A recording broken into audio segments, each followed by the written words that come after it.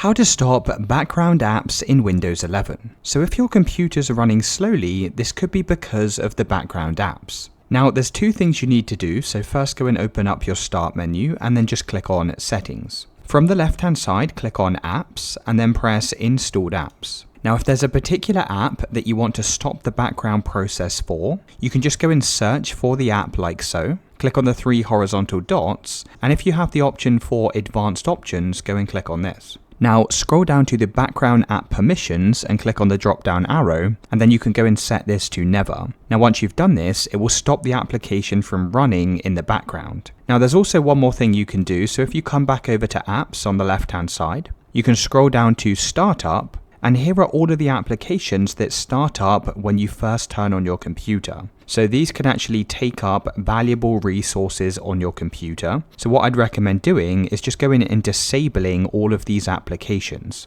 Now once they're disabled, it will stop them from running in the background on your computer.